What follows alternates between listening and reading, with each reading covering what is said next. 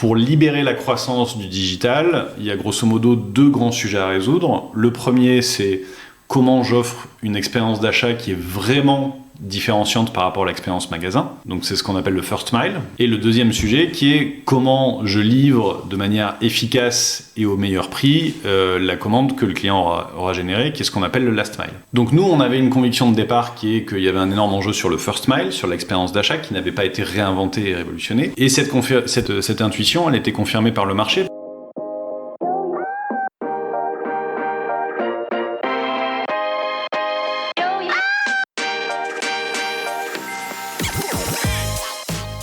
Bonjour et bienvenue parmi les Digital Doers, votre podcast source d'inspiration pour les acteurs de l'innovation. Ce programme est coproduit avec Comexposium pour l'événement incontournable qu'est le One-to-One Retail e-commerce de Monaco. Je suis Cyril Duplessis, acteur du changement dans le digital depuis plus de 20 ans. Je donne ici la parole aux personnalités de notre écosystème en France, qu'ils soient prestataires, annonceurs, marques, retailers ou pure players. Ils sont des acteurs engagés dans leur business et l'innovation fait partie de leur quotidien. Source intarissable d'inspiration, je vous propose une conversation dynamique et sincère pour vous donner accès à leur retour d'expérience, leur vision et leur analyse sur les tendances et les perspectives marché. Depuis juillet 2019, les Digital Doers rassemblent des témoignages uniques et de grande qualité directement accessibles ici même, mais aussi sur les chaînes partenaires. En effet, je produis et anime des chaînes de podcast pour compte de tiers, c'est-à-dire pour des prestataires de services, du retail et du e-commerce. Le concept est simple, inviter un prospect à venir discuter de votre problématique avec un expert maison dans une conversation tripartite. Vous êtes intéressé? N'hésitez pas à me contacter directement sur le site lesdigitaldoers.com ou via LinkedIn. En attendant, je vous souhaite une bonne écoute, toujours sans coupure. Cet épisode s'adresse aux gourmets. Oui, en plus des courses alimentaires, nous allons parler recettes, cuisine. Aujourd'hui, j'ai le plaisir de recevoir Jacques Sabatier, CEO et cofondateur de Joe, la célèbre app qui fait vos courses en fonction de vos menus préférés dans le supermarché de votre choix. Bon, oui, la description est peut-être un peu courte, un peu trop rapide, mais Jacques va nous la détailler d'ici peu, vous l'aurez compris. Nous allons parler de courses alimentaires, de livraison à domicile et d'expérience de consommation. Comme d'habitude, nous allons commencer par prendre de la hauteur et redéfinir les contours du marché de l'alimentaire en France. Nous poursuivrons avec la proposition de valeur de Joe. Comment et pourquoi cette app adresse-t-elle son marché de façon singulière? Enfin, nous reviendrons sur les consommateurs, comment Joe gère les sujets de la relation client, de la data, de l'acquisition ou encore des réseaux sociaux. Bref, des sujets qui s'annoncent passionnants. Mais avant de commencer, Jacques, peux-tu te présenter en quelques mots, s'il te plaît? Oui, bien sûr. Merci Cyril de m'accueillir sur le podcast. Donc, je suis Jacques-Édouard Sabatier, un des cofondateurs et le CEO de Joe, qui est une boîte qu'on a créée il y a 4 ans maintenant. On a lancé le produit il y a un peu plus de 3 ans. Et ça marche plutôt pas mal jusqu'ici. Ouais, ça a l'air de bien marcher puisque on peut mesurer la notoriété dans son entourage de l'utilisation de Joe. Tu nous reçois dans les bureaux, plus précisément dans la cuisine de Joe. Donc c'est imaginer que vous êtes dans votre cuisine plutôt grande avec un peu de matériel pour prendre des photos, des vidéos. On va rentrer dans le détail de tout ça, mais enfin au moins on est en immersion complète ensemble pour l'enregistrement de cet épisode. Avant de commencer, est-ce que tu peux nous dire un peu quel est ton profil? T'as plutôt un profil ingénieur, commercial, c'est quoi le début de ta carrière? Enfin, par quelle étude t'as commencé? Alors j'ai un profil, je pense que le fil rouge de mon profil c'est mon côté un peu geek. Alors je suis un vrai faux geek parce que je suis pas un grand développeur et un grand technicien, mais j'ai toujours baigné dans l'écosystème et dans l'environnement digital. Ça a commencé très très tôt puisque mon papa, quand j'étais tout petit, était un fan d'informatique, donc j'avais à la maison un Apple IIe, donc ça date, ça vous donne une idée de mon âge. Et déjà à 5 ou 6 ans, je m'amusais à jouer à Conan le Barbare sur un Apple IIe, et il fallait mettre un floppy disk, donc littéralement des disquettes souples. Donc ça me rajeunit pas, et peut-être que ça ne parlera pas à une partie de l'audience. Ensuite, ça a continué à mon adolescence. Je me souviens d'une anecdote où j'avais assemblé mon premier ordinateur. C'était l'époque où Apple n'était pas encore ultra dominant et on pouvait assembler ses PC soi-même. Donc on achetait la tour, on achetait le disque dur, on achetait le processeur. Là, t'es en quelle année à peu près ? Là, on est en 94, 95. Donc j'étais vraiment jeune adolescent, plutôt préadolescent à l'époque. Et je n'avais qu'une idée en tête, c'était de monter un site internet pour vendre du vin. Et je me rappelle très bien, du haut de mes 13-14 ans, aller au magasin d'informatique et dire au vendeur oui, c'est pour mon entreprise, pour vendre du vin. Je pense qu'il a souri avec beaucoup de bienveillance parce que je ne sais même pas ce que ça voulait dire monter une entreprise et ainsi de suite, mais en tout cas, ça donnait une idée de ce que j'avais envie de faire. Et après, j'ai fait un parcours principalement dans l'innovation et dans le digital. Alors, je suis chimiste de formation, pas codeur, mais chimiste. Chimiste. Ouais. Donc en chimie organique, enfin plus précisément en biotechnologie. Donc j'étais quand même dans la branche de la chimie où je faisais de la modélisation de protéines en 3D. Donc il y avait quand même malgré tout un peu d'informatique là-dedans. T'as fait ça à l'université ? J'ai fait ça à l'université, oui, à Montpellier. Ensuite, j'ai fait une admission parallèle où je suis rentré en école de commerce. À la fin de mon école de commerce, je suis parti travailler à Munich, au département stratégie d'un gros groupe d'électronique qui s'appelle Infineon. Alors ça parle pas forcément à tout le monde, mais c'est un des leaders dans les semi-conducteurs. Donc on parle beaucoup des semi-conducteurs en ce moment parce qu'il y a des ruptures d'approvisionnement. Et effectivement, le semi-conducteur, c'est à mi-chemin entre l'informatique et la chimie, puisque techniquement, c'est de la chimie, puisque c'est des composants qui sont faits en silice et qui utilisent des procédés chimiques pour fonctionner et pour être fabriqués aussi. Mais derrière, pour être mis dans des ordinateurs, donc on n'était quand même pas très loin du sujet. Ensuite, je suis rentré. Je bossais au département stratégie, donc je bossais essentiellement avec des anciens McKinsey. Là, t'es resté combien de temps en Allemagne ? Je suis resté 1 an. C'était le. Et là, on est à quelle là, année ? On est en 2007, ouais. 2006-2007. Ensuite, je suis rentré en France et j'ai débuté ma carrière dans le conseil, principalement chez Accenture. Donc, je faisais du conseil en management et en stratégie chez Accenture. Pour quel type de client ? Donc, pareil, toujours plutôt dans la branche innovation. Donc, j'ai pas mal travaillé sur Orange, pour Orange, sur les réseaux sociaux. J'ai travaillé un peu pour EDF et Air France sur les composantes CRM. Enfin, j'ai fait mes classes de consultant. J'ai fait des missions finance, des missions RH, mais toujours pour des clients et dans un environnement d'innovation. Et une de mes dernières missions était chez Canal+, où je les aidais sur leur écosystème e-commerce, puisque Canal+, c'est pas qu'une chaîne de télé, c'est aussi un business. Il faut vendre des abonnements. Dans le cadre de cette mission, ils m'ont débauché et j'ai ensuite fait donc tu as rejoint je suis rentré Canal. Chez Canal+. Quelle année à peu près ? Donc j'avais commencé ma mission en 2010 et j'ai commencé à bosser chez eux en 2010 en tant que consultant et je suis ensuite rentré en tant qu'interne, comme on dit, en 2012. D'accord. Et ensuite j'ai bossé 4 ans chez Canal. J'ai fait 3 jobs différents en 4 ans. J'ai commencé d'abord plutôt sur la partie e-commerce. Ensuite j'ai fait de la direction de projet, donc j'ai lancé à l'époque Canal Play qui était la brique SVOD qui se voulait être le concurrent de Netflix avant qu'il n'arrive en France. Avant tu reviennes sur Canal, puisque finalement après l'expérience à Munich, ta première expérience majeure, ça a quand même été Accenture. Tu dis que tu as fait tes classes.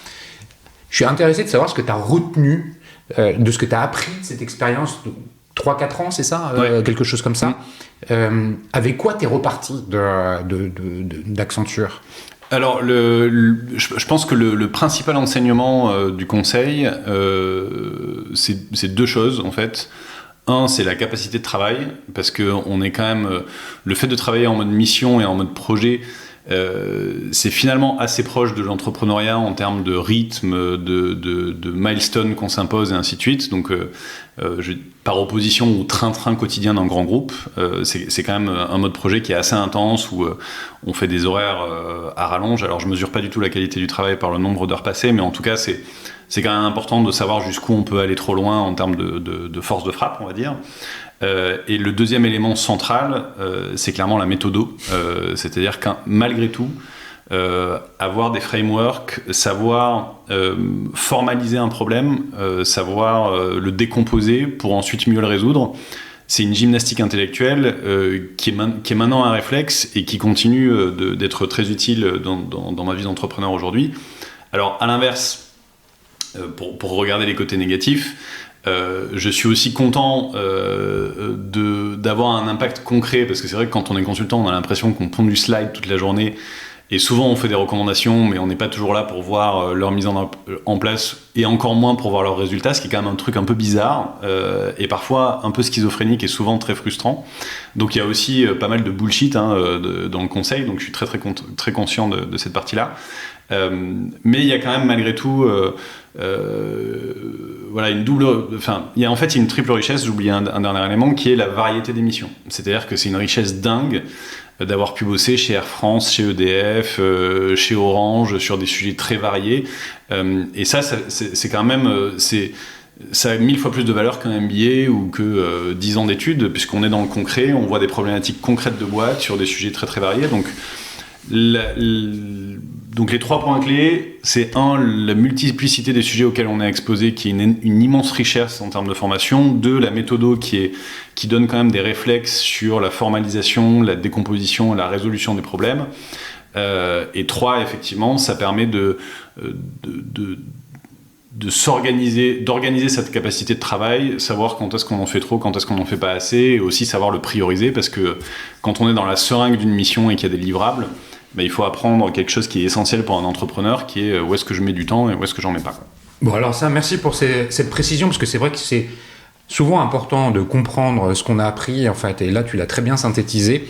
Donc fort de cette richesse, de cette expérience, de ces assets en fait, avec lesquels tu pars de chez Accenture, tu arrives chez Canal+. Tout à fait. Tu as commencé à le raconter, une partie e-commerce pour commencer, et puis après Canal Play. C'est ça ? Oui, donc en gros, donc, j'ai d'abord bossé sur ce qui s'appelait à l'époque les offres Canal, qui était le portail e-commerce, donc comment on vend des abonnements en ligne, qui était quand même un sujet important, puisque c'est quand même le nerf de la guerre chez Canal+. Ensuite, j'ai fait de la direction de projet, en fait. Donc, j'étais directeur de projet sur 2 grands sujets. Le premier, c'était Canal Play. Donc, on a lancé l'offre de SVOD qui, comme je disais précédemment, était le Netflix de Canal+. Faut se remettre dans le contexte. À l'époque, Netflix n'était pas arrivé en France. Donc Canal+ et sa maison mère Vivendi s'étaient mis en ordre de bataille pour essayer de préempter le terrain avant que Netflix arrive, et donc c'est une mission qui m'avait été confiée, qui était hyper intéressante, puisque c'était à la fois la création du service, pas seulement sur Internet et sur mobile, mais sur tout un tas de devices. On faisait aussi Xbox, on faisait aussi les box des opérateurs, puisque de plus en plus les opérateurs sont des partenaires indispensables des fournisseurs de contenu, donc opérateurs Free, Orange, Bouygues Télécom et ainsi de suite.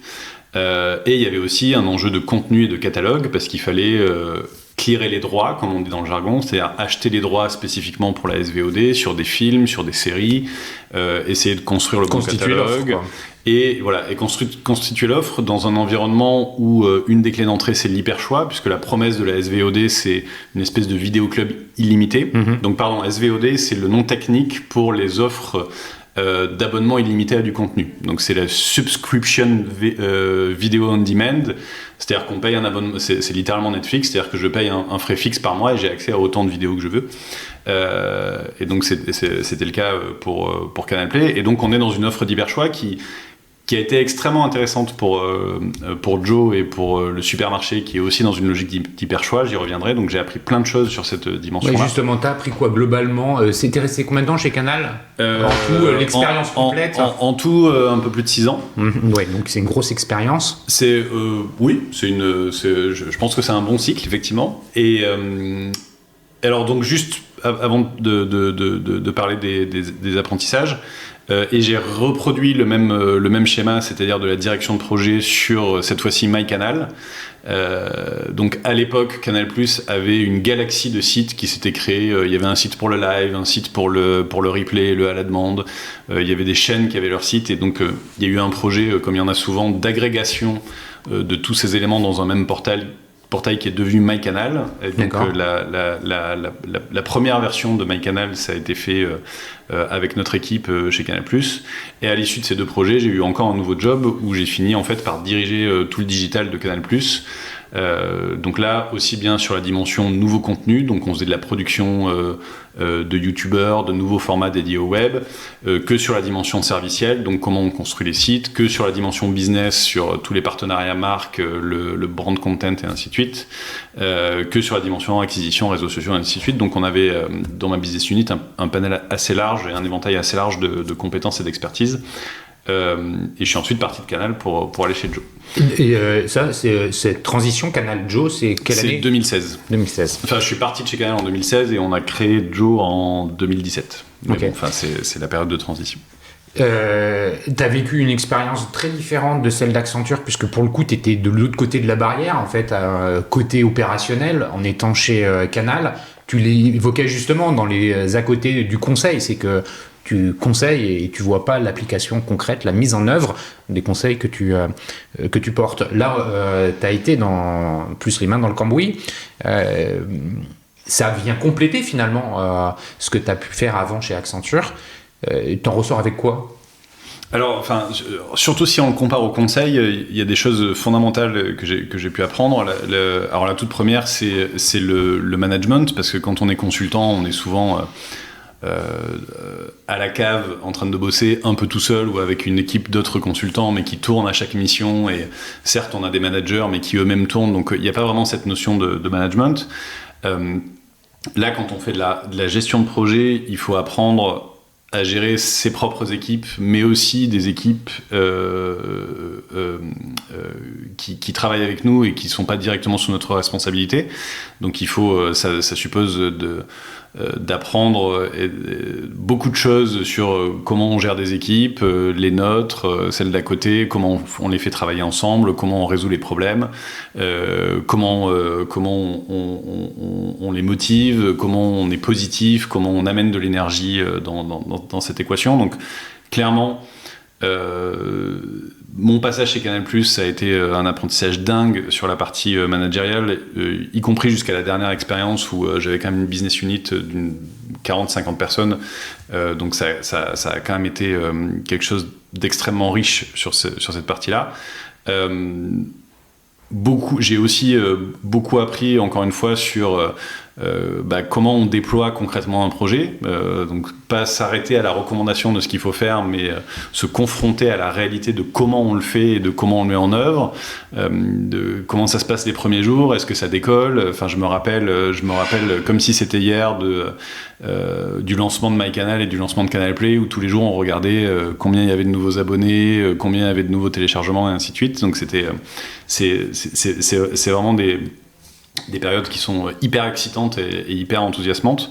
Et effectivement, après, toute la structuration opérationnelle, parce que quand on fait un projet comme Canal Play ou MyCanal, il faut encore une fois penser à comment on va alimenter le contenu, comment on va l'éditorialiser, à quelle fréquence, comment on va s'assurer que tous les flux fonctionnent, comment on va mettre en place des sondes pour voir qu'il n'y a pas un truc qui tombe même si tous les autres fonctionnent, comment on va mesurer la qualité de service, comment on va mesurer la satisfaction client. Donc toute la dimension opérationnelle concrète, on va dire, a été hyper intéressante. Et encore une fois, le fait d'avoir géré ces 2 projets vraiment en mode gestion de projet, c'est littéralement une petite boîte à l'intérieur de l'entreprise. C'est comme ça y ressemble beaucoup, donc ça a été hyper riche pour derrière la partie entrepreneuriale de mon parcours. Eh ben, alors, tease-nous juste la partie entrepreneuriale de ton parcours. Qu'est-ce qui a motivé ce changement ? Pourquoi tu es parti de Canal ? Pourquoi tu as voulu créer Joe ? Un peu en mode teaser pour qu'on puisse ensuite, comme je le disais en introduction, revenir sur le marché qu'adresse Joe, et avant d'arriver sur la proposition de valeur à proprement parler. Alors, en vrai, j'avais déjà commencé à monter. Je pense que j'ai un vrai profil projet. C'est-à-dire que j'aime bien lancer des trucs. Je pense que ma principale qualité, c'est celle-là. Je suis beaucoup moins marathonien. J'ai énormément de défauts sur la partie long terme et ainsi de suite. Je pense que dans les profils classiques, je suis beaucoup plus sprinter. J'adore lancer des trucs, j'adore fédérer des équipes, j'adore monter des projets. C'est vraiment ça qui m'excite. Et ça s'est vu tout au long de mon parcours, que ce soit pour créer un club de modélisme quand j'étais au collège ou plus tard dans mes premiers pas dans l'entrepreneuriat. Le tout premier, en l'occurrence, c'était en 2007. En parallèle de mon job de consultant, j'avais monté une première boîte qui s'appelait Jaxo à l'époque. Comme quoi le J est très présent dans ma vie. C'est pas moi qui l'avais choisi, hein, mais qui faisait qui était une application mobile pour décoder les codes barres 2D, donc les QR codes et les data matrix. Aujourd'hui, ça fait partie de notre vie. Tout le monde sait à peu près ce qu'est un code barre 2D. Et c'est une fonctionnalité de base des téléphones portables. On ne se demande même plus comment ça fonctionne. Mais en 2007, il faut se remettre dans le contexte du marché, il n'y avait pas de smartphone. Le tout premier iPhone était sur le point de sortir, Android était embryonnaire, et le marché était dominé par Nokia et une pléiade de constructeurs. Et grosso modo, quand on voulait faire une application, il n'y avait pas d'App Store. Et donc, quand on voulait faire une application pour un de ces téléphones, il fallait souvent en faire 50, 100 versions différentes selon le type d'écran, le type de téléphone, le type d'OS. Nous, on le faisait en Java essentiellement, mais il fallait avoir quasiment 150 téléphones au bureau pour tous les tester. C'était des petits téléphones, des Sony Ericsson ou des Nokia, qui souvent étaient des téléphones à clapper avec les toutes premières caméras qui faisaient 1 mégapixel. Donc voilà, c'était une vraie performance à l'époque de pouvoir décoder des codes barres avec ces téléphones-là. Et pour la petite histoire, un de nos premiers clients que j'avais signé, c'était le groupement des Mousquetaires, donc c'était mon premier prêt dans la grande distrib. Et après, j'ai jamais trop... en bon geek, j'ai toujours été très très immergé dans l'écosystème entrepreneurial et start-up. Chez Accenture, il y avait un programme qui s'appelait la chaîne de l'innovation, qui était justement les interactions start-up grand groupe auxquelles je participais très régulièrement. Chez Canal+, on avait une entité qui s'appelait Canal Start, qui était l'entité start-up de Canal+, dont j'étais à la fin partner. Donc c'est notamment moi qui gérais les interactions avec les start-up au sein du groupe Canal+. Et donc en fait, j'ai été en permanence immergé dans cet écosystème et j'ai toujours eu les antennes sur ce qui se passe. J'ai vu beaucoup de modèles, j'ai vu beaucoup de pitch, donc je me suis beaucoup éduqué. Et on est littéralement dans la situation où il m'a fallu 10 ans pour monter une boîte du jour au lendemain. C'est l'expression consacrée. Mais c'est vraiment ça. C'est vraiment l'histoire de Joe, c'est ça. C'est un jour, j'ai rencontré ce problème moi-même, dont on va parler plus tard.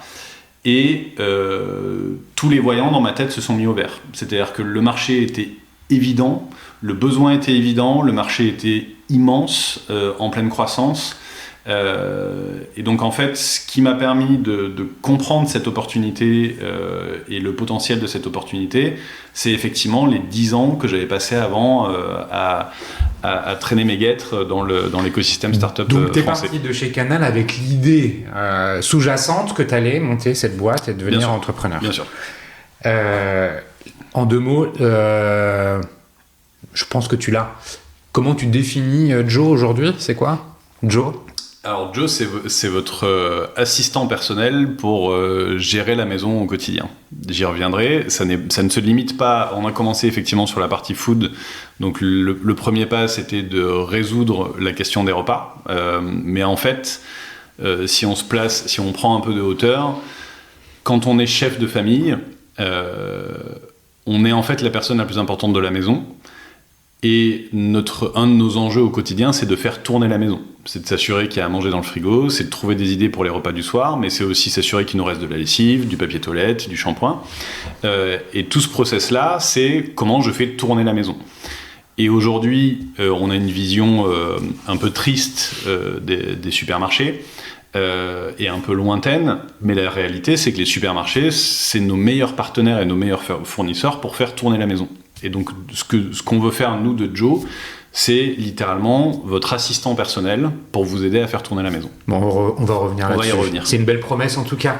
Tu as commencé à en parler. On est quand même à l'origine sur le marché des courses alimentaires, auquel se greffe l'ensemble des produits liés à la maison. On comprend bien, dans un supermarché, il est vrai que non seulement tu achètes la nourriture, mais aussi les lessives et tous les consommables qui se trouvent dans la maison et dans le jardin. Ce marché, comment tu le définis aujourd'hui? Comment tu le perçois? Quels sont les enjeux auxquels l'ensemble finalement des acteurs de cet écosystème doivent faire face? Et au milieu de tout ça, les consommateurs. Alors c'est une très bonne question et effectivement c'est un élément central du projet de Joe. Donc je reviendrai sur les pain points clients qu'on essaie de résoudre, mais malgré tout pour comprendre la genèse du projet, le point de départ c'est je viens d'accueillir mon premier enfant, maintenant j'en ai 2, donc je viens de devenir papa, je viens donc de créer mon foyer. La création du foyer, c'est quand on s'installe avec son partenaire et ou quand on achète son premier appartement ou sa première maison et ou quand on a son premier enfant. Et la conjonction des trois, c'est la création du foyer qui suppose 2 choses. La première, des contraintes de temps et d'argent. Contraintes de temps parce qu'on n'est plus tout seul, donc on ne fait plus ce qu'on veut, il faut s'organiser avec les autres.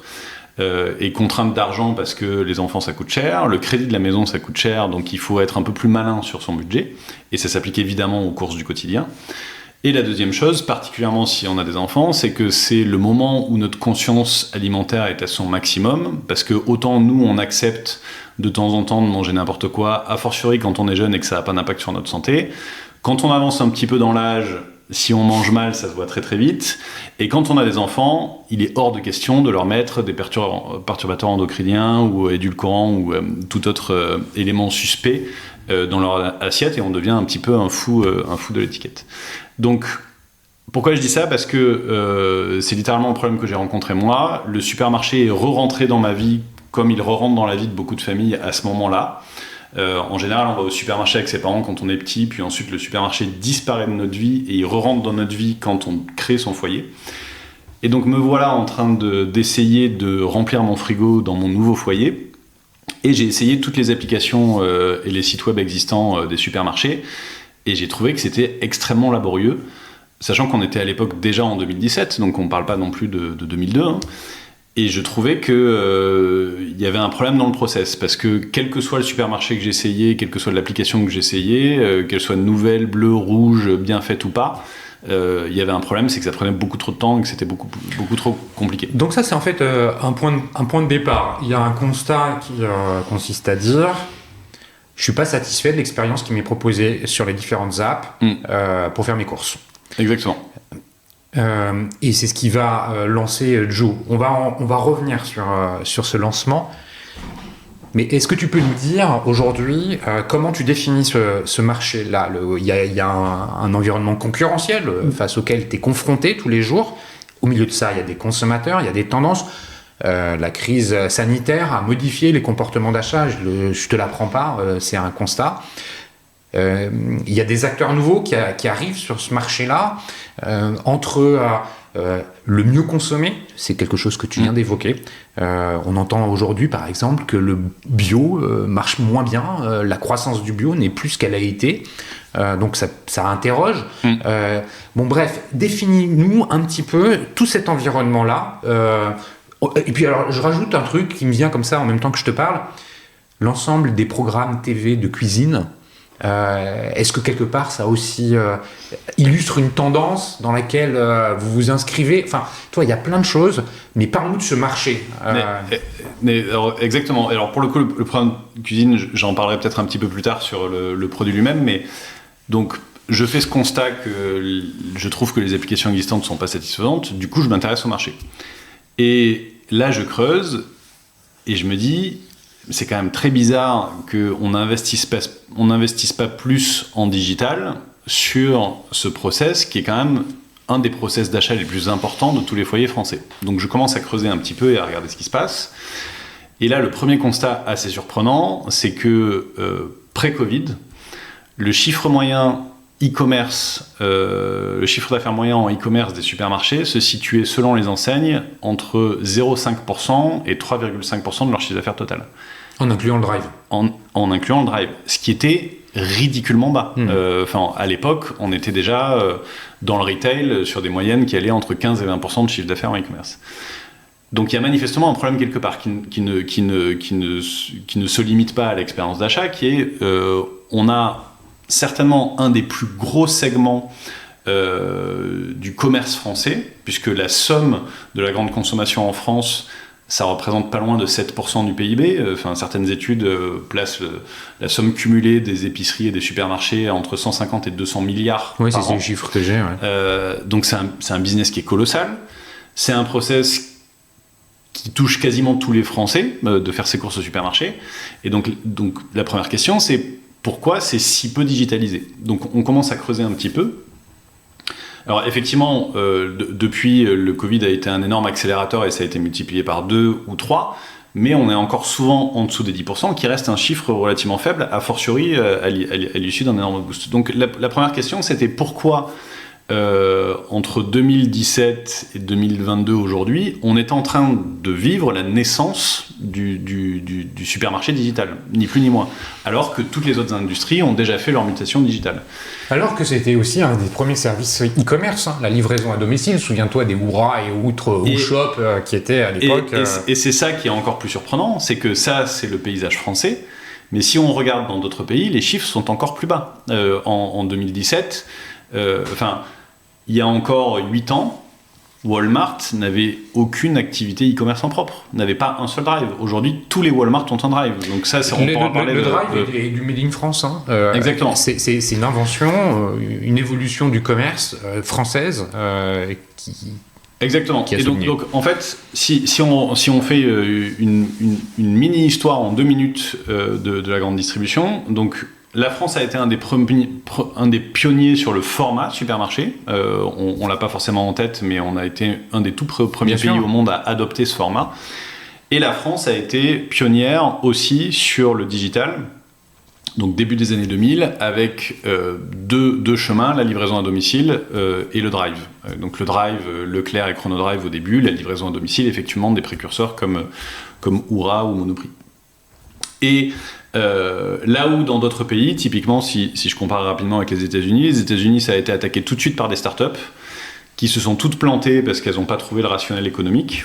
Et ensuite, il ne s'est rien passé pendant une dizaine d'années jusqu'à l'arrivée d'Instacart, qui a créé une solution un peu originale de personal shopper. Donc Instacart, pour ceux qui ne connaissent pas, c'est j'envoie ma liste de courses à un monsieur ou à une dame qui va faire les courses à ma place et qui les ramène à la maison. Donc c'est une solution e-commerce, mais c'est de la technologie humaine, on va dire. On est vraiment en plein dans la gig économie. Mais entre-temps, il s'était rien passé aux États-Unis. Là où en France, ça a continué de progresser. Et premier élément intéressant, on pourra peut-être y revenir, mais pour poser les bases, aujourd'hui, si je ne regarde que les supermarchés, pas les autres offres, on est quand même sur un segment qui est très largement dominé par le drive. Quand on parle de e-commerce, c'est très largement du drive quand il s'agit des supermarchés. Des 80-20, non ? Ouais, c'est même parfois un peu plus. Ouais. Mais pour donner des métriques très concrètes, les acteurs de la livraison à domicile, ils ont longtemps plafonné entre 80 et 120 millions d'euros de chiffre d'affaires annuel, chacun. Alors maintenant, ça décolle un petit peu plus, mais on est entre 100 et 200 millions, pas beaucoup plus. Là où les acteurs du drive ont très rapidement franchi la barre du milliard, et Leclerc a même franchi la barre des 5 milliards, si je ne dis pas de bêtises. Donc vraiment, il y a un facteur de 1 à 10 entre le succès du drive et le succès de la livraison à domicile. Mais je vais y revenir parce qu'on va évidemment parler un peu de Q-commerce. Donc la question, c'était, mais pourquoi ça décolle pas et pourquoi c'est compliqué ? Alors il y a une première réponse qui est assez simple, c'est que le rationnel économique est difficile à trouver. Le business des supermarchés, c'est un business à toute petite marge. Et dès qu'on rajoute des coûts supplémentaires, c'est-à-dire une préparation de commande ou une livraison de commande, quand bien même on en fait supporter une partie du coût à l'utilisateur, l'équation économique est très difficile à trouver. Donc, il faut des volumes. Il faut beaucoup de volume. Et donc on est dans dans le paradoxe classique des grands groupes, c'est que si j'investis pas massivement, je vais pas générer de changements massifs. Et donc je pense qu'il y a pas mal de choses qui ont été faites pour tester, qui fonctionnaient pas trop mal, mais ils n'avaient pas trouvé la recette gagnante sur la partie économique. Ensuite, si on se place du point de vue chaîne de valeur, pour libérer la croissance du digital, il y a grosso modo 2 grands sujets à résoudre. Le premier, c'est comment j'offre une expérience d'achat qui est vraiment différenciante par rapport à l'expérience magasin. Donc c'est ce qu'on appelle le first mile. Et le deuxième sujet qui est comment je livre de manière efficace et au meilleur prix la commande que le client aura générée, qui est ce qu'on appelle le last mile. Donc nous, on avait une conviction de départ qui est qu'il y avait un énorme enjeu sur le first mile, sur l'expérience d'achat qui n'avait pas été réinventée et révolutionnée. Et cette intuition, elle a été confirmée par le marché, parce qu'effectivement, si on fait un mapping du marché encore aujourd'hui, alors que 50% du problème est sur le first mile et 50% du problème sur le last mile, 98% des investissements sont sur le last mile, et sur le first mile, il n'y a quasiment que nous. C'est-à-dire que si je prends Ocado UK, qui est un des acteurs des entrepôts automatisés, qui est un des acteurs de référence sur la partie last mile, leur first mile, leur site, il est classique, c'est un catalogue à plat avec des catégories, des sous-catégories. Si je reparle d'Instacart, qui est le leader aux États-Unis du personal shopper, leur catalogue et leur application, elle est classique, c'est un catalogue à plat avec des catégories, des sous-catégories. Pareil pour Picnic, ils ont réinventé les tournées de livraison, mais ils n'ont pas réinventé l'expérience d'achat. Et pareil, y compris pour les nouveaux entrants dans le Q-commerce, ils ont révolutionné le last mile et la livraison, mais l'expérience d'achat, alors elle est un peu plus fluide parce que comme ils ont des assortiments plus courts, il y a moins de produits, donc on trouve plus vite ce qu'on cherche, ce qui est déjà une très bonne chose. Mais il n'y a pas eu vraiment de révolution sur le. On va venir sur la révolution de cette expérience d'achat. J'aimerais faire un petit focus sur le consommateur, les besoins. Et ça va aider à répondre justement à ce point sur l'expérience d'achat. De quoi il a envie, qu'est-ce qu'il recherche. Quand il y a quelques mois, il y a une année, quand les premiers acteurs du Q-commerce sont arrivés en France, on a entendu beaucoup de personnes crier au scandale, que la flemme économie, que ça n'allait pas marcher. Bon, et force est de constater que ça marche. C'est-à-dire que les livreurs, on les voit dans les rues, on en voit plusieurs. Avec des arrivées tous les 4-5 mois d'un nouvel acteur. Alors oui, il va y avoir de la concentration, mais ça fonctionne. Le besoin du consommateur, il est où ? C'est quoi les tendances consommateurs par rapport à l'ensemble de l'expérience d'achat ? Évidemment, dernier kilomètre, mais aussi l'expérience au début. Alors, je vais garder le même découpage, first mile, last mile. Donc sur l'expérience d'achat, le besoin du consommateur, il est polymorphe. Parce que, grosso modo, si je simplifie, le panier, il y a une partie qui est alimentaire et il y a une partie qui est produit du quotidien. Sur la partie alimentaire, ce que veut le consommateur, c'est de l'inspiration. Si j'ultra schématise, si les familles françaises mangent tout le temps la même chose et souvent des pâtes au beurre, c'est pas parce qu'ils le veulent, c'est parce qu'ils n'ont pas les outils et qu'ils sont pas accompagnés pour trouver d'autres idées de recettes simples et qu'on les aide pas dans ce processus. Donc là, c'est une des missions de Joe, c'est d'accompagner le consommateur sur la partie inspiration et de faire les courses à sa place en fonction des recettes qu'il aura choisies, et donc de ne plus commencer par le produit, qui est finalement une entité qui n'a pas un paquet de pâtes. Mais par le plat, en fait. Mais on commence par la recette, qui est le véritable usage. Et donc ça, on y reviendra, mais c'est une différence fondamentale. Et ensuite, sur la deuxième partie du panier, qui sont les produits du quotidien, donc le shampoing, le dentifrice, la lessive, c'est un besoin qui est complètement différent. C'est on-off. Du papier toilette, ce que je veux savoir, c'est s'il m'en reste ou pas. J'ai pas besoin d'inspiration à chaque fois pour me présenter un nouveau papier toilette. Et donc là, déjà, on met le doigt sur un problème, c'est qu'on peut pas offrir la même expérience d'achat pour des usages et des besoins qui sont différents. Un besoin d'inspiration, ça n'a rien à voir avec un besoin d'automatisation. Donc, et c'est comme ça qu'on a construit le produit Joe dont on parlera tout à l'heure.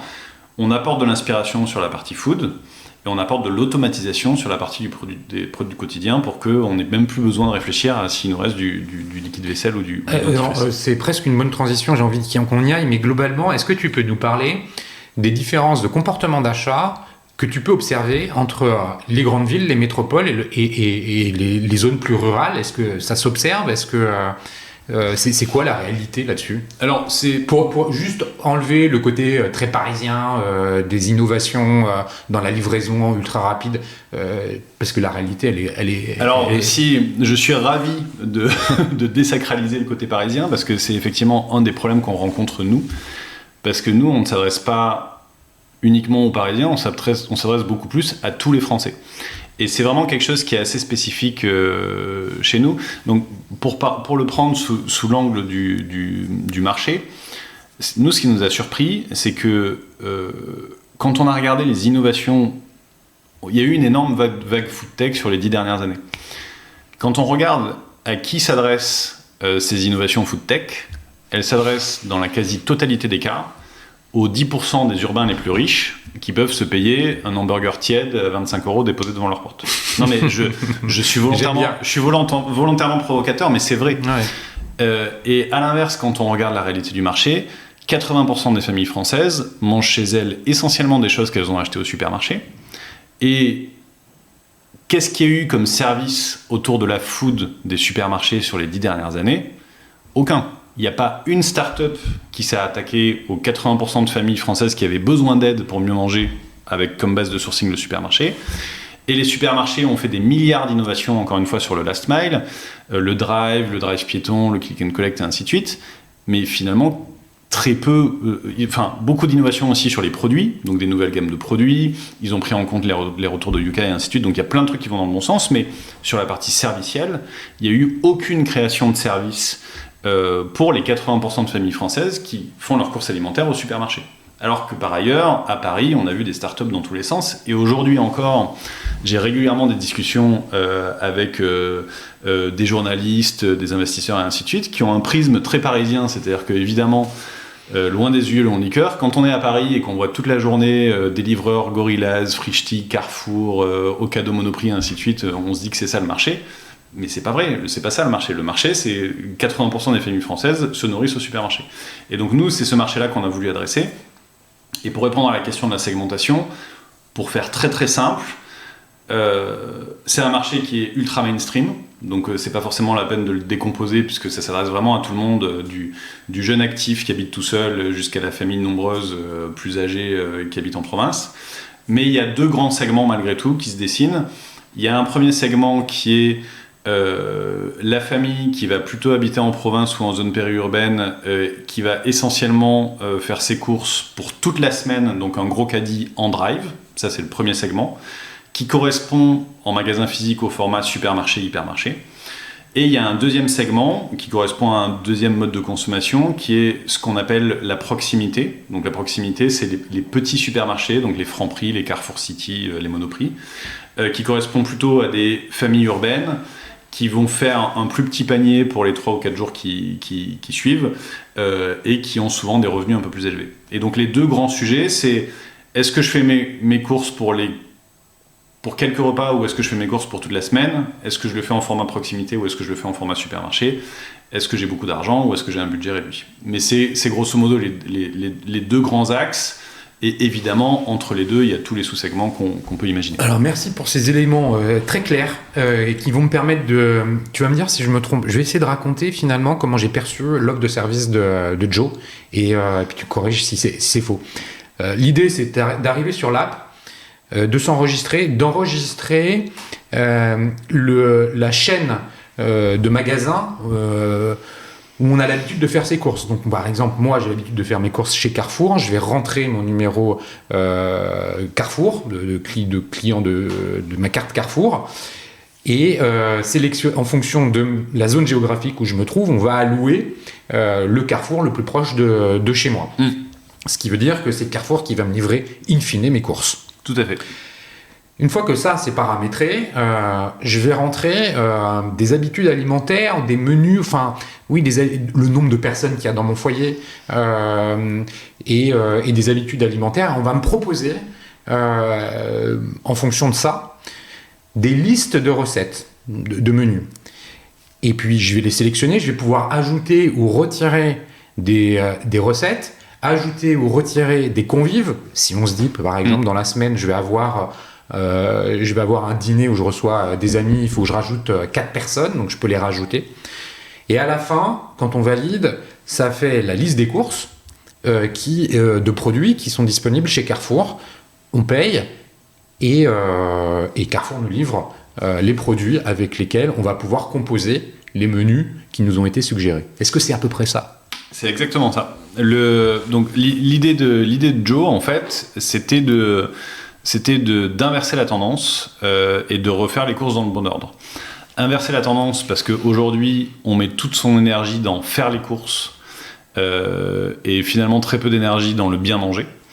Et faire les courses dans le bon sens parce que c'est une anomalie, c'est un artefact et c'est une anomalie de commencer par le produit, donc de d'abord aller en magasin et ensuite de se demander ce qu'on va faire à manger. Il faut le faire dans l'autre sens, il faut d'abord se dire qu'est-ce qu'on a envie de manger et ensuite faire les courses en fonction.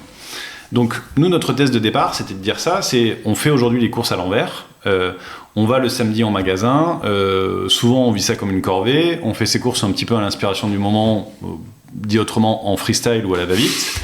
Et on se dit, c'est bon, j'ai plié les courses. En fonction des têtes de gondole et des promos, on va dire qu'on va échanger un peu le et on n'a aucun plan. La vérité, c'est qu'on n'a aucun plan. Et ça, on le paye la semaine suivante, parce que quand on rentre chez soi la semaine suivante, on ouvre son frigo et on est tous les soirs exposé à la même question, qu'est-ce qu'on fait à manger ce soir ? Et comme notre frigo, c'est un bazar qui est lié à notre inspiration du moment du week-end précédent et qui n'a aucune organisation à l'intérieur, on bricole. Et donc, faire ses courses est une corvée, et cuisiner est une souffrance parce que c'est du bricolage et qu'on n'a jamais ce qu'il faut pour faire ce qu'on a envie de faire. Donc nous on s'est dit en fait il faut le faire dans l'autre sens, il faut se dire et c'est une inspiration de tous les papas et les mamans notamment de grandes familles savent que c'est la bonne organisation. D'abord je fais la liste des recettes que j'ai envie de faire et après j'achète en fonction. Le seul petit écueil de cette approche, c'est que si l'ennemi principal du supermarché, a fortiori en digital, c'est l'hyper-choix. Une expérience où on est face à un hyper-choix, c'est une expérience qui est compliquée et qui parfois même peut être un peu anxiogène pour certains clients. Si à cet hyper-choix de produits, on ajoute un hyper-choix de recettes, c'est déjà très long de choisir ces produits. Si on rajoute à ça 1 heure de préparation de course, c'est-à-dire que pendant 1 heure, il faut que je cherche des recettes, machin truc, je vais jamais y arriver. Donc un des trucs qu'on a compris très très vite, c'est qu'il fallait pas proposer un catalogue de recettes, il fallait directement faire un menu prêt à l'emploi et totalement adapté au profil de l'utilisateur. Et là, c'est assez saisissant parce que de la même manière que je disais, il y avait personne sur le first mile et nous, on est les seuls sur le first mile quand tout le monde est sur le last mile. Il n'y a aujourd'hui, à part Joe, littéralement aucun moteur de recommandation de recettes sur le marché. Alors qu'on a Spotify pour nous recommander de la musique, on a YouTube pour nous recommander des vidéos. Aujourd'hui, il n'y a pas un site où je peux aller et dire « Je suis Jacques, on est 4 à la maison, on a un four, un micro-ondes, mais on a des plaques, mais on n'a pas de Thermomix. On mange de tout, mais on essaie de limiter le gluten. En fait, tu rentres aussi les données sur le matériel dont tu disposes à domicile. Exactement. Si tu n'as qu'un micro-ondes, on va te proposer des solutions cuisinables qu'avec un micro-ondes. En revanche, si tu as un four classique, un micro-ondes, des plaques, un Thermomix, on va élargir les possibilités qui sont offertes. Totalement personnalisé, et c'est quelque chose qui est essentiel parce que, course ou pas, aujourd'hui, quand je cherche une recette, je vais sur un site de recettes et c'est à moi de me débrouiller. C'est à moi d'aller chercher une recette, de vérifier qu'elle va pas être trop longue, de vérifier que les produits, je vais savoir où les acheter parce que je vous mets au défi de me dire spontanément où est-ce qu'on achète du yuzu, par exemple. Non, mais c'est une vraie anecdote. De vérifier que ça va pas être trop long, de vérifier qu'il y a que des ingrédients que j'aime bien, et ainsi de suite. Donc, toute la partie trouver et qualifier la recette en fonction de mon besoin, aujourd'hui, quand je suis sur un site de recettes, c'est à moi de faire le travail manuellement pour une recette, et puis pareil pour la suivante, et ainsi de suite. Donc en fait, si je le fais comme ça, je vais rajouter 1 heure à mon process de course qui m'en prend déjà. C'est là où vous avez, chez Joe, investi le plus dans le développement, l'algo. Ça a été le point de départ de tout. Donc avant même, le principe de Joe, vous l'avez compris, c'est on vous fait un menu et en un clic, on va remplir votre caddie automatiquement. Donc on va faire les courses à votre place en fonction des recettes que vous avez choisies. Donc c'est la partie magique. Et on a compris très tôt 2 choses. La première, c'est qu'il fallait faire un menu directement prêt à l'achat et pas perdre du temps à aller chercher les recettes une par une. Et que pour ça, il fallait construire un moteur de recommandation de recettes. Donc on est aujourd'hui une des seules solutions du marché qui permettent, en fonction de vos goûts, de votre équipement de cuisine, du profil de votre foyer, si vous avez des enfants ou pas, et ainsi de suite, de vous sortir clé en main un menu prêt pour la semaine suivante. Donc ça a déjà une valeur de dingue. Et il y a un deuxième élément qui était important, qui est la qualité des recettes.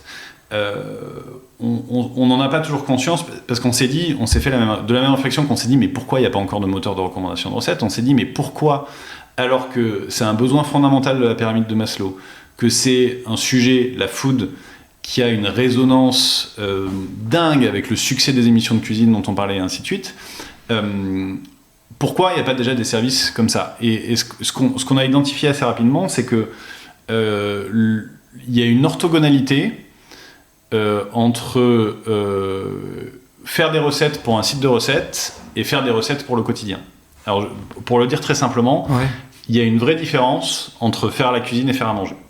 Faire la cuisine, c'est j'ai des amis qui viennent à la maison, je vais pour une fois aller au marché, je vais y passer 3 heures, je vais passer 4 heures en cuisine, je vais sortir le mixeur que je sors jamais de mon placard. C'est ça. Ça, c'est faire la cuisine. Et donc on est plutôt sur, je fais quelque chose de ponctuel, d'occasionnel, d'événementiel, c'est littéralement je mets les petits plats dans les grands. Ou alors je fais une après-midi gâteau avec mes enfants. Le point central de ça, c'est que c'est ponctuel. Et que c'est en fait pas ça la vraie vie. La vraie vie, c'est faire à manger. Et faire à manger, c'est...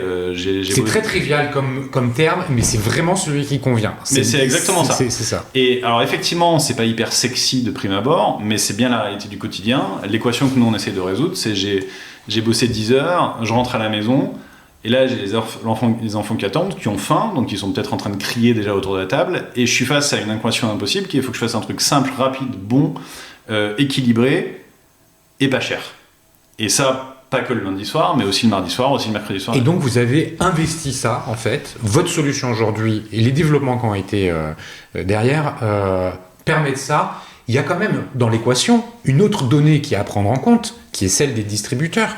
Comment tu fais le lien entre, finalement, l'app et puis le compte Carrefour? Est-ce que quand moi, consommateur, je paye sur Joe, je paye à Joe ou je paye à Carrefour? Alors ça, c'est effectivement le deuxième point qui est très important. Donc le premier facteur clé de succès pour rendre une recette achetable, le premier facteur clé de succès, c'est que la recette soit elle-même pertinente. Donc ça, c'est le fameux faire à manger. Et donc pour revenir sur notre investissement initial, avant même de lancer le développement de l'app, le premier truc qu'on a fait, c'est d'écrire la charte de qu'est-ce que c'est une recette simple et une recette du quotidien. Et donc toutes les recettes Joe sont faites par Joe pour Joe. Et elles sont toutes faites avec cette idée il faut qu'elles soient malines, simples, équilibrées, adaptées au quotidien. Le deuxième point, et ce catalogue de recettes-là, il n'existe pas. Sur le marché, il n'existe pas. Le deuxième point, c'est que toutes ces recettes-là, elles sont, by design, dès leur conception, pensées pour être achetées dans un supermarché. C'est un élément qui paraît évident, mais qui est en fait hyper important. C'est-à-dire que vous pouvez, je reprends mon exemple du yuzu, on peut faire une recette très simple avec du yuzu. Un poisson ou une viande cuite rapidement et après je mets mon yuzu dessus en condiment. Le problème, c'est que le yuzu, je ne vais jamais en trouver en supermarché. En livraison à domicile ou en drive, il n'y a quasiment jamais du poisson frais qui est disponible. Donc il y a tout un éventail de recettes qui ne seront jamais faisables si on prend comme point de départ le sourcing du supermarché. Ça veut dire que tu fais la curation de ce qui est utilisable ou pas dans les aliments de Carrefour, Monoprix, Auchan, Super U ou... C'est-à-dire que je fais mes recettes en fonction de ce que je sais d'un assortiment de supermarché. Et alors, donc ça veut dire que tu es certain que dans la recette qui t'est proposée, alors que tu as rentré ton compte Carrefour, Super U, Intermarché, whatever, tu es certain que finalement la recette qui était proposée, les aliments vont être disponibles dans le supermarché? Alors voilà, donc c'est pour ça que donc comment on peut s'assurer que les recettes qu'on propose vont être disponibles pas seulement chez Carrefour, mais dans votre Carrefour à vous, puisque ce qui nous intéresse, c'est l'assortiment de votre magasin, pas seulement du catalogue Carrefour.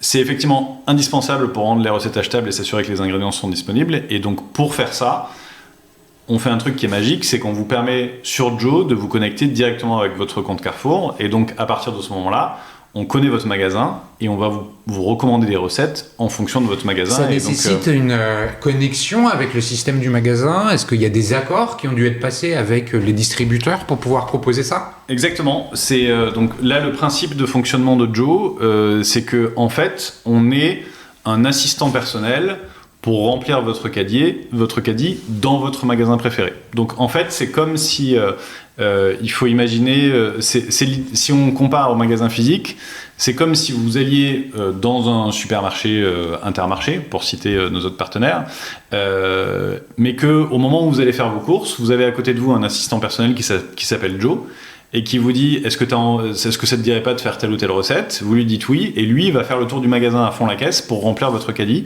et il va faire les courses à votre place. Notre modèle digital, c'est la même chose. Sauf que au lieu d'être un personal shopper physique, c'est une app qui va aller sur votre plateforme e-commerce faire ce qui veut dire que vous n'avez pas à gérer les encaissements. Alors concrètement, si vous vous loguez sur Joe, vous vous loguez avec votre compte supermarché, vous créez un panier de votre supermarché. Donc la meilleure preuve de ça, c'est que si vous vous déloguez sur Joe et que vous allez vous connecter sur Auchan.fr, vous allez retrouver votre panier, puisque derrière c'est la plateforme e-commerce de Auchan.fr. On fait des vraies commandes Auchan, Carrefour, Intermarché. Donc derrière, la commande elle va être gérée par votre supermarché favori. Et effectivement, vous pouvez payer directement sur Joe, mais c'est derrière, on paye le supermarché directement. D'accord. Le modèle économique chez toi, il tient comment ? Alors, la colonne vertébrale de notre modèle économique, c'est un modèle d'affiliation assez classique. C'est-à-dire qu'on a des deals avec nos supermarchés partenaires qui nous reversent une toute petite commission sur chacune des commandes qu'on leur envoie. Mais comme on fait beaucoup de volume, ça représente un chiffre d'affaires assez conséquent assez rapidement. D'accord. Tu parles de chiffres, justement. Quel est le nombre d'utilisateurs actuels de Joe, 4 ans après son lancement ? Avant qu'on commence l'enregistrement, tu me disais que vous aviez 22 000 commentaires sur l'App Store avec une note de 4,9. On reviendra justement sur ces aspects-là de la relation client après. Mais voilà, c'est combien de clients aujourd'hui qui l'utilisent et est-ce que comme on peut l'entendre quand Facebook parle de ses utilisateurs, ceux qui sont actifs et non actifs, est-ce que c'est aussi une différence que vous faites ? Alors, pour faire un peu la carte d'identité de l'entreprise, aujourd'hui, Joe est branché sur les 6 plus gros supermarchés français. Ça représente à peu près 4000 points de vente à travers toute la France. Donc, on couvre virtuellement toute la population française, ce qui est génial pour une start-up qui a 3 ans, parce qu'en général, les start-up commencent par Paris, puis après, elles font les autres grandes villes. Donc, on est encore une fois très, très fiers, et ça fait partie des éléments clés de notre mission de s'adresser à tous les Français. On a un volume d'affaires qui aujourd'hui est à 9 chiffres, donc on fait un volume d'affaires qui est déjà en centaines de millions d'euros après 3 ans, donc c'est encore une fois une croissance qui nous a surpris nous-mêmes, pour être honnête, tellement ça fonctionne bien. En termes d'utilisateurs, on en a en moyenne 2 millions par mois. Alors nous, c'est pas la distinction donc là je parle d'utilisateurs actifs. Ouais. Donc je ne compte pas les inactifs. On a beaucoup plus évidemment en inscrits ou en téléchargement. En revanche, on fait la distinction entre les utilisateurs e-commerce et les utilisateurs non e-commerce. C'est-à-dire qu'on a beaucoup d'utilisateurs qui viennent sur l'application pour générer des menus et des listes de courses, mais qui ensuite prennent l'app et vont faire les courses en magasin. Ce qui est somme toute hyper normal, puisqu'on est encore sur un marché où 9 commandes sur 10 est passé en magasin physique. Donc c'est normal qu'on trouve cette géométrie sur Joe, d'autant plus que, encore une fois, les 2 piliers principaux de notre proposition de valeur, c'est la recommandation de menu, parce qu'on est les seuls à savoir faire ça. Vous recommandez un menu parfaitement adapté à votre profil pour la semaine suivante, et la capacité de convertir un menu en un panier directement achetable, ce n'est jamais qu'une liste de courses, donc on peut très bien, ce panier ou cette liste de courses, la garder dans son téléphone et partir ensuite faire ses courses en magasin. Ce qui permet d'enchaîner directement sur la partie d'acquisition. Ça, c'est quelque chose qui est extrêmement intéressant en termes d'acquisition. Si je schématise, si je suis un e-commerçant classique, si je suis un supermarché classique, tous les efforts d'acquisition que je vais faire pour amener le client sur ma plateforme et ensuite essayer de le faire commander, Si j'arrive pas à le faire commander, le client n'a aucune incentive, aucune motivation à revenir sur mon app s'il n'a pas été séduit par l'app. Donc je repars à zéro et je dois relancer mon effort d'acquisition. Le gros avantage de Joe, c'est que comme on est au point de départ un média, puisqu'il y a du contenu à consommer sur l'application, il y a des recettes à piquer, il y a des menus à générer et ainsi de suite. Nos efforts d'acquisition, c'est d'abord on amène les gens sur l'application. C'est complètement OK s'ils nous piquent des recettes, s'ils consomment du contenu et ainsi de suite, parce qu'ils vont rester sur l'application. Et donc en fait, on a un pool de prospects qui est disponible sur notre application en permanence, et c'est quand ils sont sur notre application que derrière on essaye de les activer en client e-commerce. Mais même si on les active pas tout de suite, ils sont contents de rester sur l'application pour piquer des recettes, voir nos contenus et ainsi de suite. Et donc, en termes d'effort d'acquisition, c'est extrêmement performant parce que dans le cas 1, si je ne le transforme pas tout de suite en client e-commerce, je le perds. Dans le cas 2, qui est le cas de Joe, il va rester sur l'application pour consommer du contenu et j'aurai un peu plus de temps pour essayer de le faire convertir vers le client e-commerce. C'est ça, il est déjà un peu aimanté à ta proposition de valeur. Avant qu'on revienne pour conclure sur les sujets justement de la relation client, de l'acquisition, de la fidélisation, de la data, etc., des aspects peut-être communauté, tu parlais de Joe en disant voilà, c'est l'app qui va aider à gérer la maison. On a parlé de la food, on a commencé à parler des consommables, du PQ, de la lessive et compagnie, avec un système d'automatisation.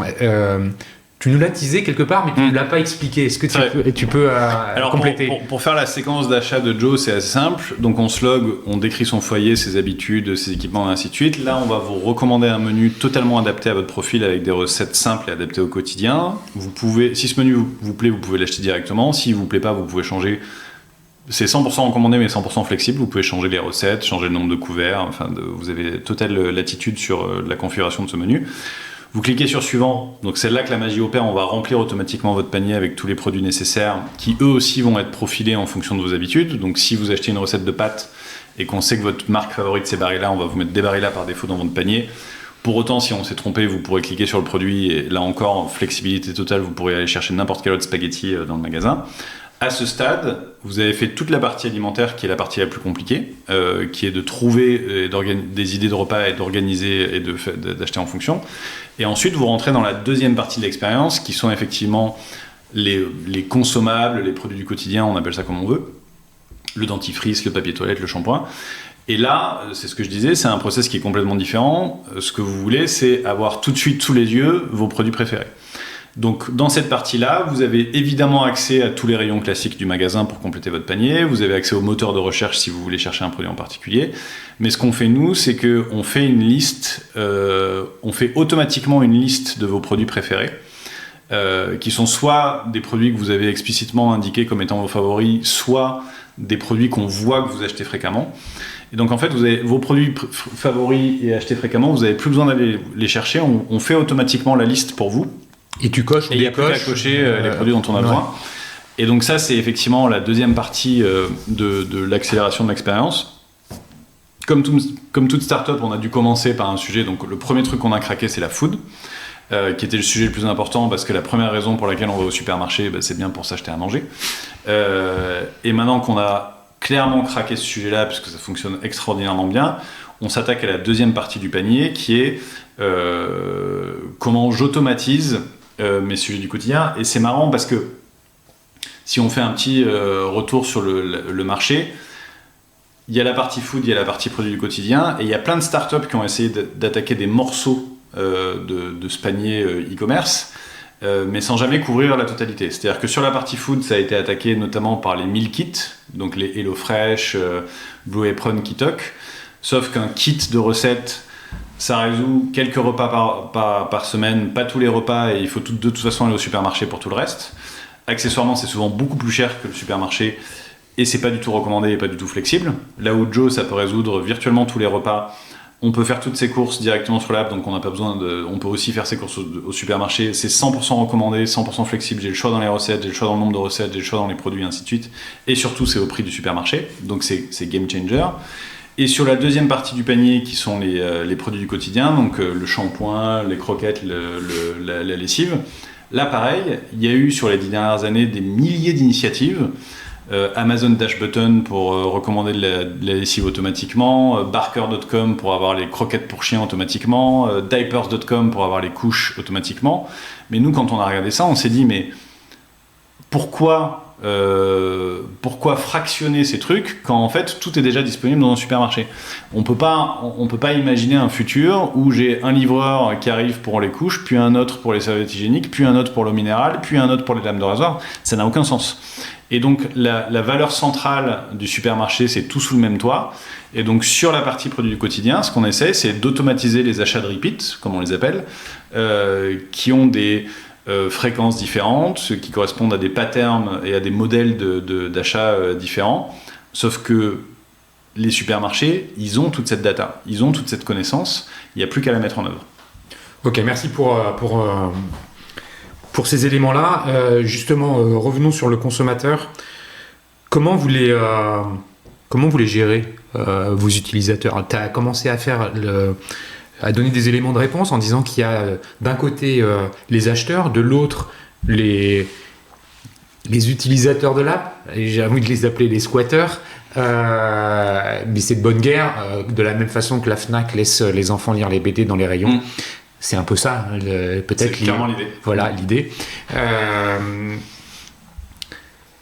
C'est quoi la suite? Comment ça fonctionne? Comment vous les animez? Comment vous leur parlez? Comment vous obtenez le retour d'informations? Comment le service client opère? Enfin, comment vous prenez la parole avec eux? Alors, il y a...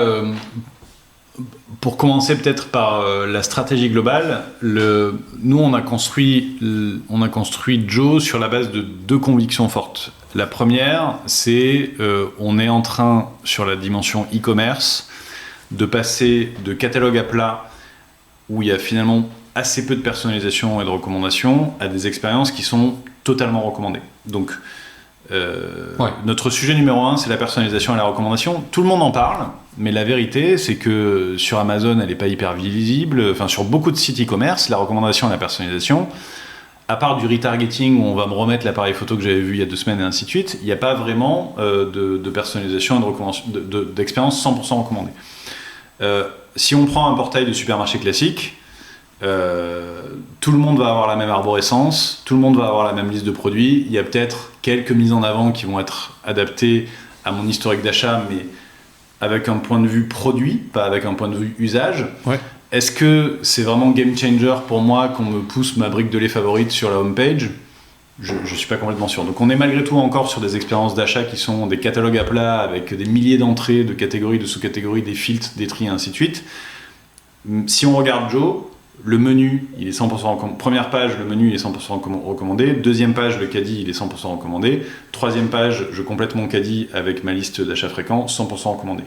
Et finalement, aujourd'hui, on a 50% de nos clients qui ne passent même plus par les rayons. C'est-à-dire qu'ils ne prennent que ils ne font leur parcours que via des pages qui ont été 100% designées pour eux, avec des produits et des recettes qui ont été poussés par eux. Le deuxième axe fort, et on l'a déjà un peu évoqué tout à l'heure, c'est le shoppable content. Sur les 20 dernières années, on avait d'un côté les sites qui donnent envie, Instagram, et de l'autre côté les sites qui nous vendent les produits, Auchan, Carrefour, Amazon. Et quand on se met dans la peau d'un client, si j'ai envie d'acheter un truc, je vais le repérer chez un e-commerçant, puis après je vais aller sur YouTube voir une vidéo d'unboxing, puis après je vais aller sur Instagram pour voir s'il n'y a pas un influenceur qui a fait une review. Et la question c'est pourquoi tous ces éléments, pourquoi tout ce contenu qui m'aide à l'achat n'est pas disponible directement sur la fiche produit. Donc une des convictions fortes de Joe, c'est qu'on est en train d'assister à la convergence du contenu et du e-commerce. Et ça se voit, Instagram fait des shoppable posts, maintenant je peux acheter directement depuis un post Instagram. Les retailers investissent de plus en plus dans le contenu. Sur Amazon, il n'y a pas besoin de faire de dessin, mais il y a une grosse tendance autour du live shopping. On utilise de plus en plus des influenceurs. Et donc, le retail et le e-commerce va vers le contenu va vers le retail et le e-commerce. Nous, on a fait le pari dès le départ d'intégrer les deux. C'est-à-dire que Joe, aujourd'hui, on ne s'en rend pas forcément compte de prime abord, mais c'est la seule plateforme qui permet d'aller du contenu au paiement en ligne droite et sur le même service. le contenu étant la recette, la vidéo de la recette, puisque pour chaque recette on a une vidéo. Donc on inspire le client avec le contenu, et si ce contenu lui plaît, il peut l'acheter. Et ça, c'est une révolution. Ça veut dire qu'en fait, pour chaque recette, tu as une vidéo. Ça veut dire que globalement, non seulement tu as les aliments, mais en plus, on t'explique comment tu vas cuisiner. Exactement. C'est pour ça qu'on est dans cette cuisine. Cette cuisine, c'est notre studio vidéo. Et donc, non seulement on donne des recettes, mais en plus, on fait un tutoriel vidéo pour expliquer comment ça se passe. Et donc, notre chaîne d'acquisition, c'est on publie nos idées de recettes sur Internet, en vidéo, sur tous les canaux possibles. Si ça plaît aux gens, ils peuvent cliquer dessus, arriver sur Joe et ils peuvent acheter cette recette. Et donc on a vraiment la maîtrise bout en bout du contenu à l'assiette en passant par le paiement e-commerce. Et ça, c'est la force d'une intégration complète. On produit notre propre contenu. Donc on est à la fois une boîte de contenu, on est un média, on est aussi une boîte de e-commerce parce qu'on fait la transaction. Et on est aussi une boîte de tech parce que pour faire tourner tout ça, aussi bien les intégrations marchandes que les algorithmes de recommandation, il faut de la tech très très lourde. On n'est pas... tout a été fait en interne, on n'utilise pas de solutions sur étagère type Shopify ou autre. On est vraiment une grosse boîte tech. C'est vraiment un élément différenciant. Avant que le mot de la fin et la conclusion, quelles sont les prochaines étapes pour Joe? C'est quoi les projets de développement? Est-ce qu'on parle de l'international? C'est quoi? Alors, la grosse prochaine étape pour nous, c'est qu'on est en train de lancer aux États-Unis. C'est déjà une réalité. On a 10% de notre équipe qui est américaine. On a des bureaux aux États-Unis. L'app est disponible sur l'App Store aux US. Donc on est en soft launch, comme on dit dans le jargon. Donc ça, c'est notre prochain gros marché. Pour autant, on a encore beaucoup de marge de progression en France, puisque même si on est déjà devenu une très grosse start-up, parce que comme je disais, notre volume d'affaires est en centaines de millions d'euros, on reste malgré tout des nains à l'échelle de l'industrie, parce que un très gros supermarché, par exemple, un hypermarché, à lui seul fait entre 80 et 150 millions d'euros de chiffre d'affaires. Donc aujourd'hui, nous, on représente quelques supermarchés en termes de volume d'affaires, mais il y en a des milliers en France. Donc on a quand même un réservoir de croissance sur la France qui est très très grand. Donc ça, c'est pour la partie marché et internationalisation. Et on a plein de nouvelles fonctionnalités qui vont arriver très bientôt, notamment sur la partie activation sociale. On a envie que les gens puissent partager leurs recettes préférées, en discuter avec leurs amis et ainsi de suite. Donc là, on veut pas être un réseau social. On veut plutôt avoir une approche à la Spotify, c'est-à-dire que Spotify, c'est avant tout un service audio. Mais il y a des fonctionnalités sociales qui sont la création de playlists, le partage de playlists, qui sont extrêmement importantes dans la vie du service. Nous, on a un peu la même approche, c'est-à-dire qu'on veut rester Joe et on veut rester focus sur le produit tel qu'on l'a construit aujourd'hui. Pour autant, on sait que c'est important de pouvoir partager ses recettes, en discuter avec ses amis, ainsi de suite. Donc on a pas mal de nouvelles qui arrivent sur la dimension sociale notamment. Bon, écoute, merci Jacques pour cet échange. Merci à toi. Pour ces explications hyper claires de la proposition de valeur de Joe, la façon avec laquelle vous l'adressez.